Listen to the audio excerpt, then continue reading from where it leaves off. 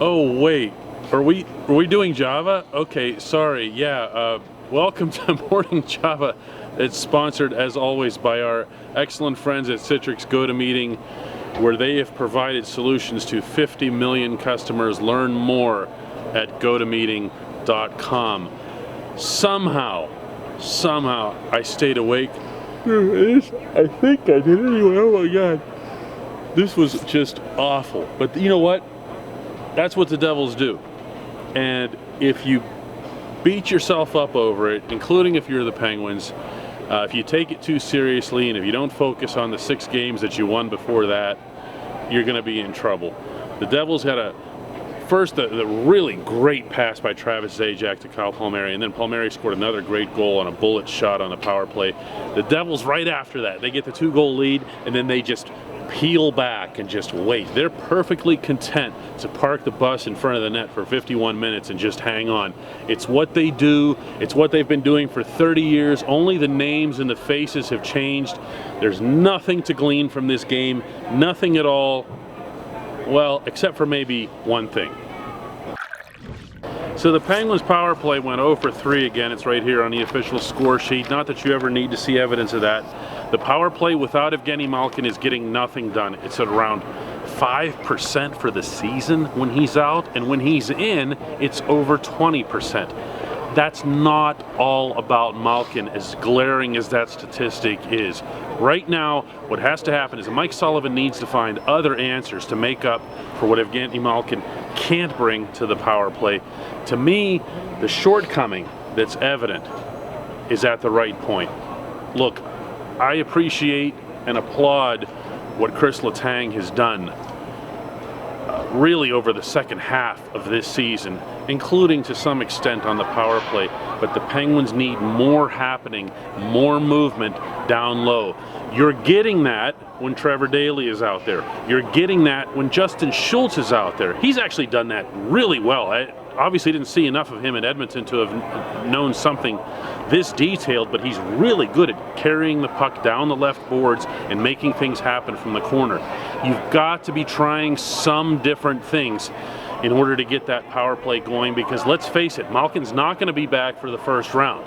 So you can't just have the power play clicking along, and it's been this bad actually through the winning streak too, going into the playoffs. They have to have different answers.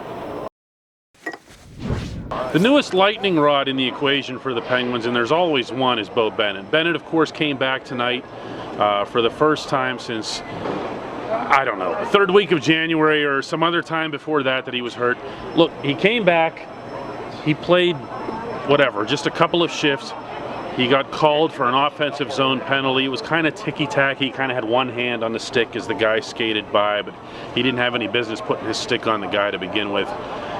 I don't know that he's going to work with what Mike Sullivan wants, and as if that needed to be underscored, Sullivan didn't play Bennett, or for that matter, Connor Sheary, past the midpoint of the second period because, as he just explained to reporters in the locker room, he felt that he just needed to, get other things rolling and, see what he could generate from other sources. I just don't know that there's going to be a great fit here. I really don't, and I'll be surprised if Beau Bennett can convince him otherwise. Mike Sullivan has the Penguins attacking, being aggressive, using their speed. Bennett's not a fast guy. Bennett's more of a dangler. Sullivan wants his guys, and boy did he just make this point, crashing the net, going for rebounds. He didn't feel there was enough of that against Scott Wedgwood, the rookie, in this game. So is Bennett that guy? No. We'll see. I don't know that this is going to work out. Sorry, it's genuinely contagious in here. This is not for show. I'm actually just exactly this bored after being here for 3 hours. The Penguins probably won't be as bored this weekend. They're going to Detroit. They're going right back to Madison Square Garden. The Red Wings are going to want to skate with the Penguins. They're not going to do what the Devils did here on this ice surface. The Penguins have played well. They've matched up well against Detroit for whatever reason.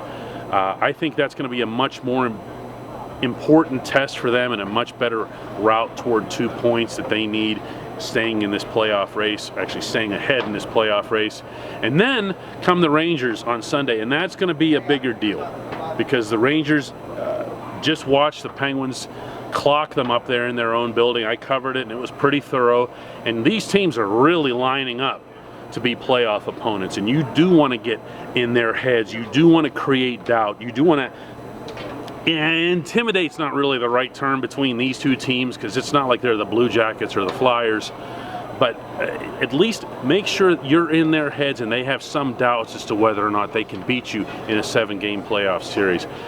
That said, anything and everything will be better than what was just played out here.